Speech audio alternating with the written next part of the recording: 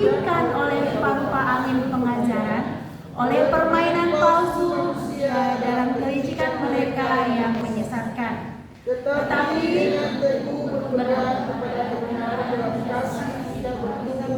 dalam segala hal ke arah Dia, Kristus yang adalah kepala. Daripadanya lah seluruh tubuh yang rapi tersusun dan diikat menjadi satu oleh pelayanan semua bagiannya, sesuai dengan kadar pekerjaan tiap-tiap anggota menerima pertumbuhannya dan membangun dirinya di dalam kasih. Ya, sedemikian jauh pembacaan firman Tuhan saat pagi hari ini. Berbahagialah setiap kita yang ketika kita membaca, merenungkan, dan melakukan firman Tuhan dalam hari lepas hari kehidupan kita. Ya, tema kita saat pagi hari ini adalah dewasa di dalam Kristus. Ya, dari ayat ini kita akan mempelajari beberapa hal penting apa sih yang akan diajarkan oleh kebenaran firman Tuhan ini saat pagi hari ini kepada kita. Nah, Bapak Ibu dan Saudara yang dikasihi oleh Tuhan, mari kita akan melihat latar belakang dari penulisan dari Efesus pasal 4 ini. Ya, kita perhatikan bahwa surat Efesus ini ditulis oleh Rasul Paulus ketika dia masih berada di dalam penjara. Dan kota Efesus adalah pusat perdagangan dan okultisme atau penyembahan Dewi Artemis.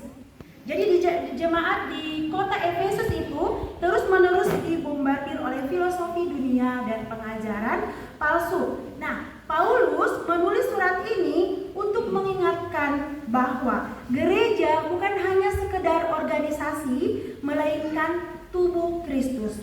Nah, Bapak Ibu dan Saudara yang dikasihi oleh Tuhan, kalau kita bisa melihat ini adalah kota Efesus, kota kuno di kota Efesus saat itu. Dan sampai sekarang ini masih ada yang kita kenal sebagai Turki. Dan ini merupakan sekarang sudah menjadi objek wisatawan kalau orang datang berkunjung ke luar negeri seperti itu.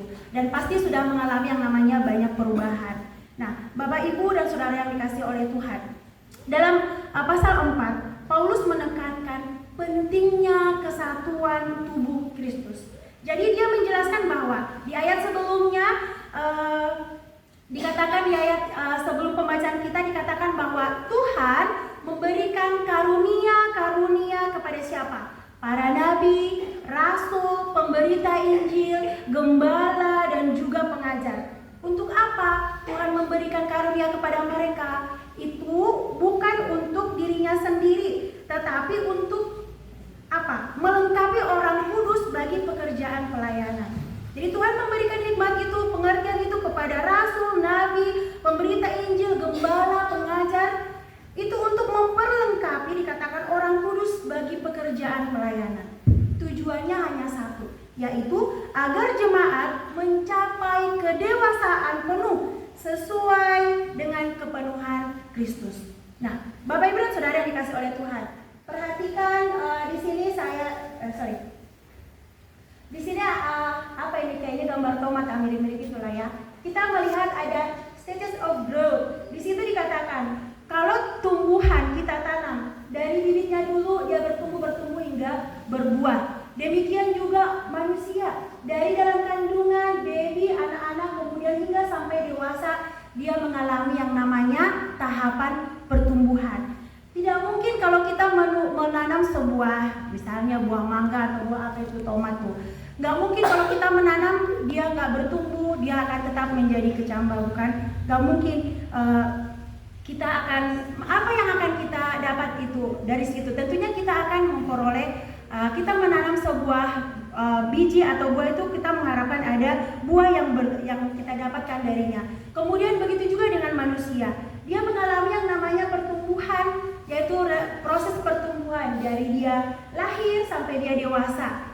Jika saat ini kita melihat ada orang yang usianya udah 20 tahun misalnya, tapi dia masih memakai pampers, kemudian dia masih rengek minta susu, ya pasti kita bertanya, ya ada apa dengan orang ini? Pasti ada yang tidak beres dengan pertumbuhannya. Nah, begitu juga dalam kehidupan rohani. Banyak orang Kristen dikatakan usia jasmaninya dia sudah tua, tetapi dengan usia rohani yang masih baik. Banyak orang Kristen dia sudah mengikuti Tuhan berpuluh-puluh tahun, namun secara karakter dan iman mereka masih bayi rohani. Jadi bayi rohani maksudnya apa? Ya mereka masih mudah tersinggung.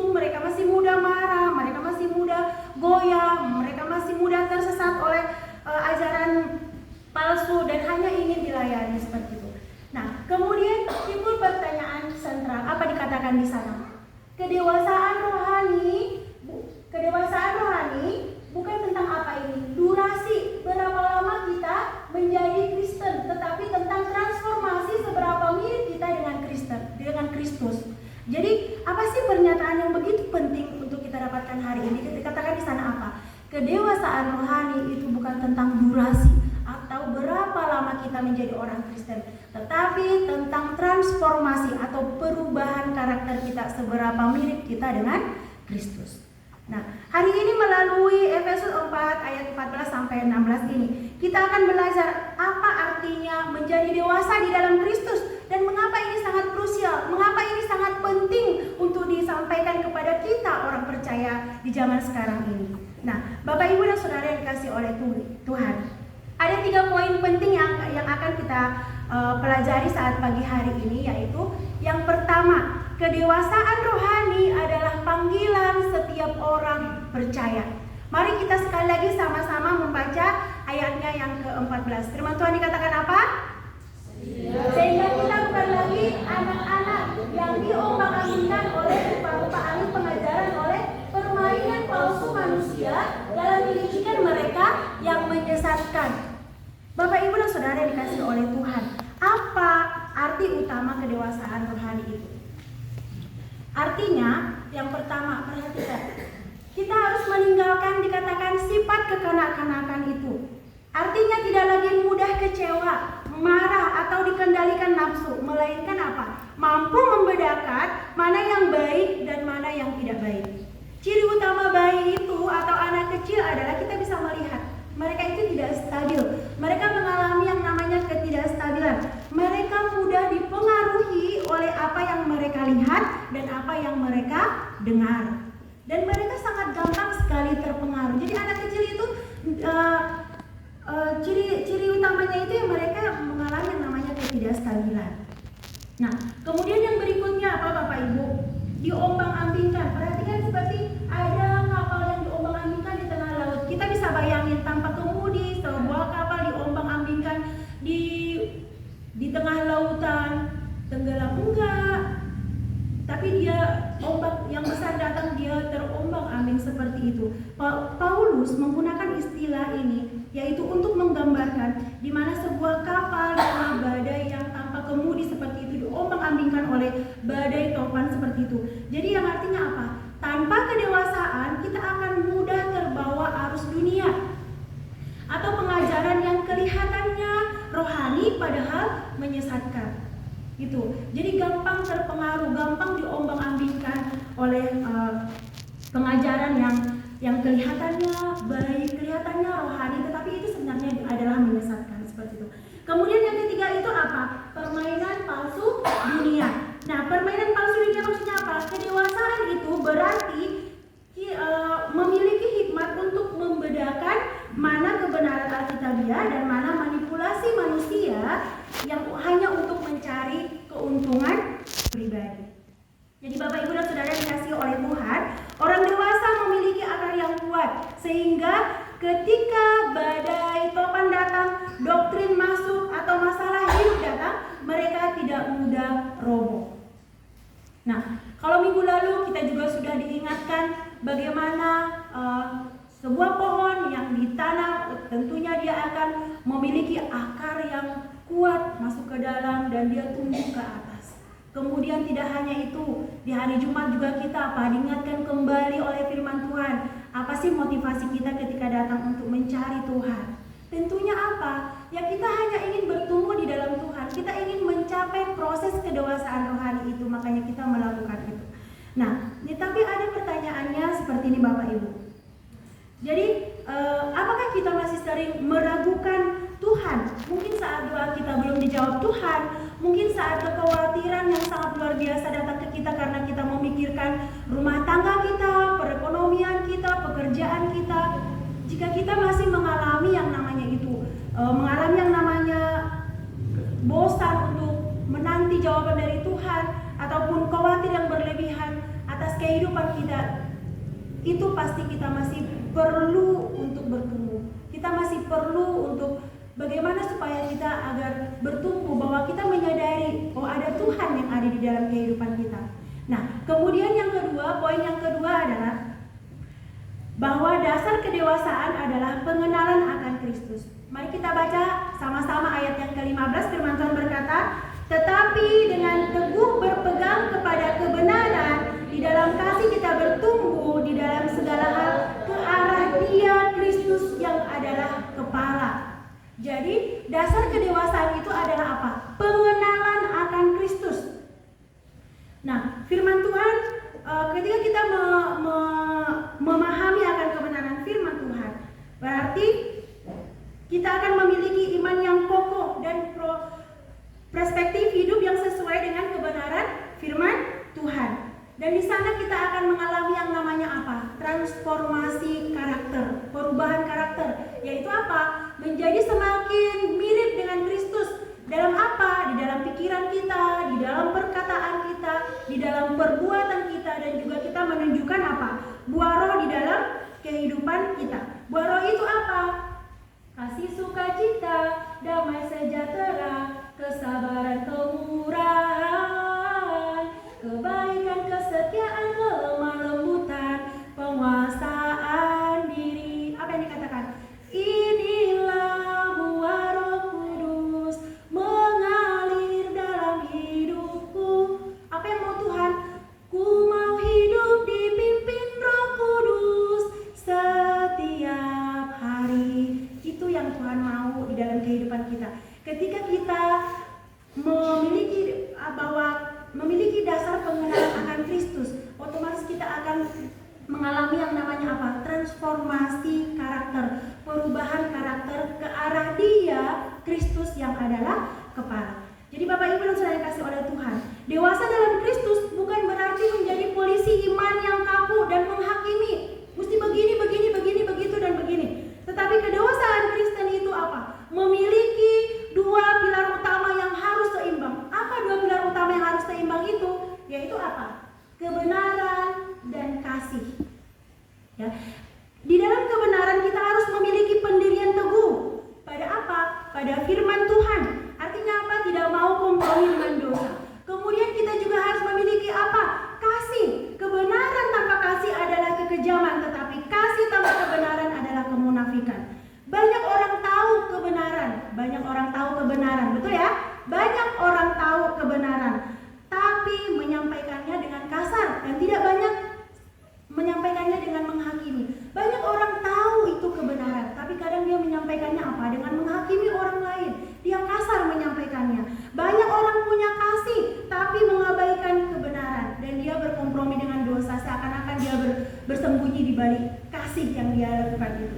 Nah, kedewasaan itu juga adalah integritas. Artinya apa? Menjadi dewasa berarti berbicara jujur, namun dengan hati yang penuh kasih. Tujuannya hanya satu, yaitu apa? Untuk membangun, bukan untuk menjatuhkan. Nah, sehingga firman Tuhan di ayat 15 dikatakan tadi, tetapi dengan teguh berpegang kepada kebenaran di dalam kasih, kita bertumbuh di dalam segala hal ke arah Dia yang adalah yang ke arah Dia Kristus yang adalah kepala. Jadi Bapak Ibu dan Saudara yang kasih oleh Tuhan, kedewasaan rohani kita bukan dilihat seberapa rajin kita datang beribadah ke gereja. Kita datang ibadah Senin, Rabu, Jumat, hari Minggu kita rajin ke gereja. Itu tidak menunjukkan kedewasaan rohani kita kepada Tuhan. Kedewasaan rohani kita bukan ditunjukkan dari pelayanan mimbar kita di tempat ini, bukan pelayanan kita di bawah mimbar ataupun pelayanan dimanapun kita lakukan. Itu bukan menunjukkan kedewasaan rohani kita. Tetapi kedewasaan rohani kita itu bisa dilihat dari apa? Dari pengenalan kita akan Kristus. Seberapa banyak pun pelayanan yang kita lakukan, jangan pernah bersembunyi di balik pelayanan kita. Tetapi seberapa banyak pun pelayanan yang dikerjakan, mau dimanapun itu tidak menunjukkan bahwa kita sudah dewasa secara rohani. Oh, karena dia rajin melayani, dia pintar berkhotbah ini dan itu, oh dia rohani sekali ya. Itu tidak menjamin kita sudah dewasa dalam rohani. Tapi kedewasaan rohani kita itu bisa dilihat dengan apa? Pengenalan kita akan Kristus. Bapak Ibu dan Saudara yang dikasih oleh Tuhan, yang terakhir, poin yang terakhir. Kalau tadi kedewasaan rohani itu adalah panggilan setiap orang yang percaya, kemudian kedewasaan itu adalah pengenalan kita akan Kristus. apa sih yang menjadi ciri ataupun tanda orang yang sudah rohani di dalam Kristus itu? Ayat 16 kita baca bersama-sama sekali lagi. Daripadanya lah seluruh tubuh yang rapi tersusun dan diikat menjadi satu oleh pelayanan semua bagiannya, sesuai dengan kadar pekerjaan tiap-tiap anggota, menerima pertumbuhannya dan membangun dirinya dalam kasih. Nah, Bapak dan Saudara yang kasih oleh Tuhan, jadi apa sih ciri ataupun tanda orang yang sudah dewasa dalam Kristus itu? Ya, kita dari sini kita bisa mengintrospeksi diri kita ya. Kalau kita belum memilikinya, berarti kita masih harus belajar seperti itu. Nah, tentunya apa? Dia harus memiliki yang namanya penguasaan diri, yaitu mampu mengendalikan emosi. Dia itu tidak mudah marah, dia itu lebih sabar, dan dia bisa mengelola perkataannya, serta tidak menuntut bahwa semua keinginannya harus segera terpenuhi. Jadi dia sudah bisa mulai menguasai dirinya, dia sudah bisa mulai mengendalikan emosinya seperti itu. Kemudian yang kedua apa? Mengandalkan Tuhan. Nah, jadi tidak kita kalau sudah dewasa dalam Kristus itu kita harus selalu mengandalkan Tuhan.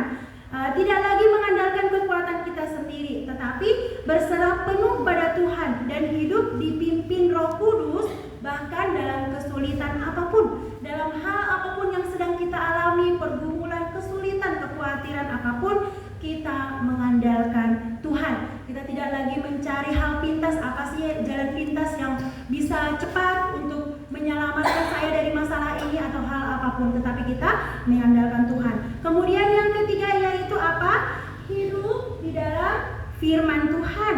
Artinya mempraktikkan firman Tuhan dan menjadi teladan di dalam perkataan, di dalam perbuatan, di dalam tingkah laku, dalam kesetiaan. Yang artinya apa? Kita tidak hanya sebagai pendengar. Hari ini kita sudah mendengar firman Tuhan nih. Jadi artinya kita tidak hanya menjadi pendengar. Jadi tapi kita harus apa? Melakukannya di dalam kehidupan kita. Ya melalui apa? Melalui sikap hidup kita. Tentunya dari perkataan kita, tingkah laku kita, seperti itu. Kemudian apa? Ciri orang yang sudah dewasa dalam Kristus itu dia memiliki, belum kesimpulan lagi. Dia memiliki namanya apa itu? Kasih dan pengampunan. Nah, lebih mudah memaafkan dan memahami orang lain dalam proses pertumbuhan iman, dan dia menciptakan kesatuan dalam tubuh Kristus. Orang yang dewasa di dalam Tuhan itu berarti dia memiliki kasih di dalam dirinya, dia memiliki pengampunan di dalam dirinya.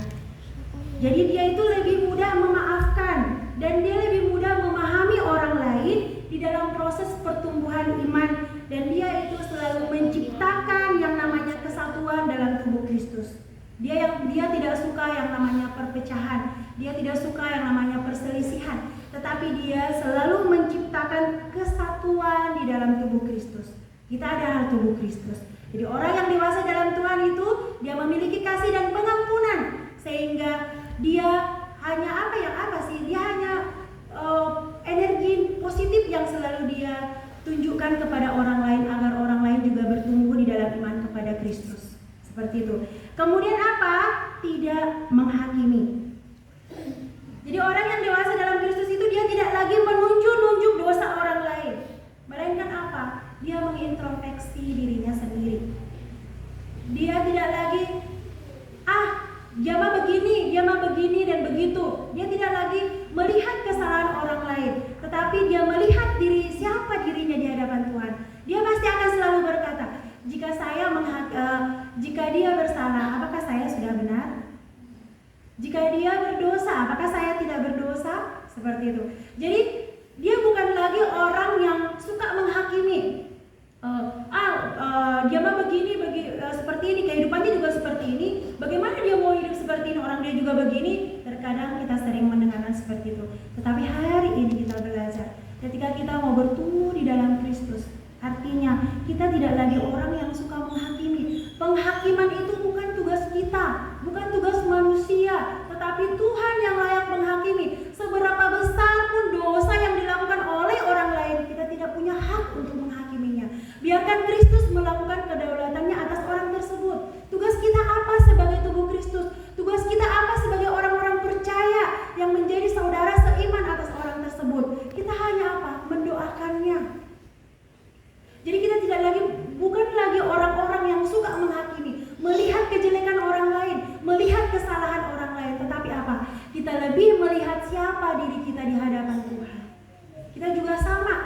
semua manusia.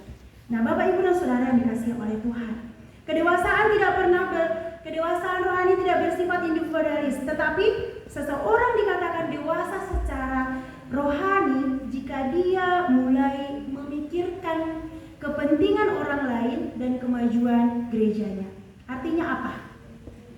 Saling terikat dan dia akan memberi kontribusi. Kalau dia sudah bertumbuh di dalam Kristus, dia sudah dewasa di dalam Kristus, artinya saling terikat. Setiap anggota tubuh memiliki fungsi yang berbeda namun saling mendukung. Itu artinya saling terikat. Di gereja kita semua tubuh Kristus dan memiliki fungsi yang berbeda. Ada yang pintar menyanyi, dia pelayanan jadi MC, singer. Ada dia yang pintar, MC belum tentu bisa jadi pemain musik, tapi ada yang pemain musik, dia melakukan bagiannya. Ada yang pintar masak dalam acara pesta, acara kedukaan, acara hal apapun, dia bisa mengandalkan kemampuannya untuk memasak. Ada dia yang pintar bicara, mungkin dia akan bisa menyampaikan firman Tuhan, menyampaikan renungan, atau memotivasi orang lain untuk lebih baik lagi. Jadi kita adalah satu tubuh Kristus yang memiliki kemampuan yang berbeda-beda tapi disatukan oleh Kristus, dan kita harus saling terikat, saling mendukung satu sama lain. Kemudian apalagi dikatakan, dan orang yang dewasa dalam Kristus itu selain dia saling terikat juga memberi kontribusi. Kedewasaan terlihat saat kita mulai mengambil peran sesuai kadar pekerjaan tiap-tiap anggota. Jadi jangan sampai Tuhan sudah berikan kita talenta ini dan talenta itu, tapi ketika Tuhan butuhkan, kita menutup diri kita, gitu. Ya walaupun kayak tadi pagi misalnya Bu Tia mau minta pada itu talenta loh. Coba bayangin siapa yang mau bangun pagi istilahnya ngambil spontan dengan cuaca yang masih hujan deras, yang harusnya itu mah tarik selimut ya enak gitu. Tapi karena dia melayani, walaupun mungkin sebagian orang melihat apa sih cuman ngambilin beras atau spontan dari rumah-rumah seperti itu. Tapi ketika dia melakukan pelayanannya dengan tulus, betapa berharganya dia di mata Tuhan. Dengan hal kecil yang dia lakukan, dia mau memberi kontribusi dirinya kepada Tuhan. Mungkin di mata orang lain sepele, tapi di mata Tuhan tidak ada yang sepele ketika kita mau melayani. Jadi Bapak Ibu dan Saudara kasih oleh Tuhan, kita mau berkontribusi untuk gereja kita. Kita tidak lagi mengatakan apa yang sudah gereja lakukan kepada saya, tetapi kita harus berkata apa yang harus saya lakukan untuk gereja saya. Jadi ubah pola pikir kita di tahun 2026. Kita menjadi orang-orang yang bertumbuh di dalam Kristus. Apakah hanya pengurus saja bisa melakukan itu? Tidak. Kita semua tubuh Kristus ini, kita harus sama-sama saling terikat bergandengan tangan supaya kita sama-sama bertumbuh kepada Kristus, ke arah Dia yang adalah kepala, yaitu Kristus itu sendiri. Jadi Bapak Ibu dan Saudara yang dikasihi oleh Tuhan, sebagai kesimpulan terakhir dari perenungan kita saat pagi hari ini, menjadi dewasa dalam Kristus itu adalah sebuah proses pertumbuhan ke arah Dia, Kristus yang adalah kepala. Tidak ada yang instan, tidak ada yang mudah. Mungkin saya baru bisa sabar, saya tidak bisa menguasai diri saya. Saya mah baru bisa hanya memiliki ya kasihnya juga masih seperti ini. Saya mah masih emosinya masih. Hari ini kita boleh belajar firman Tuhan mengingatkan kita kembali. Jika kita ingin bertumbuh di dalam Tuhan, itu adalah proses. Intinya adalah apa? Kita mau menundukkan diri kita di hadapan Tuhan. Kita mau merendahkan diri kita di hadapan Tuhan. Kemudian menjadi dewasa dalam Kristus itu adalah apa? Transformasi karakter menjadi serupa dengan Kristus. Kita yang dulunya yang masih apa? Ya melakukan hal yang tidak menyenangkan orang lain, melakukan hal yang tidak menyenangkan Tuhan. Hari ini kita mau belajar bahwa apa? Aku mau berubah Tuhan. Aku mau Tuhan ubahkan. Karakter aku yang seperti ini, Tuhan aku mau diubahkan. Kita mau transformasi karakter kita menjadi serupa dengan Kristus. Kemudian yang terakhir, merespons pendewasaan dari Allah untuk menjadi apa? Agar kita menjadi terang dimanapun kita berada. Mari kita responi panggilan Tuhan kepada kita agar kita menjadi dewasa di dalam Dia.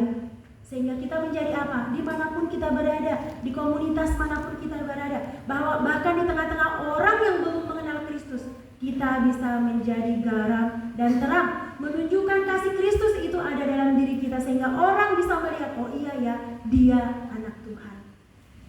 Jadi Bapak Ibu dan Saudara dikasih oleh Tuhan, mari kita tinggalkan susu dalam artian tanda kutip dan memulai konsumsi makanan keras. Agar apa? Agar tubuh Kristus semakin kuat dan nama Tuhan dipermuliakan dalam kehidupan kita. Makanan kita bukan lagi makanan yang lembek-lembek, minuman kita bukan lagi susu yang manis-manis yang hanya memuaskan kita, yang hanya membuat kita nyaman. Tetapi kita sudah mulai harus apa? Mengkonsumsi makanan yang keras.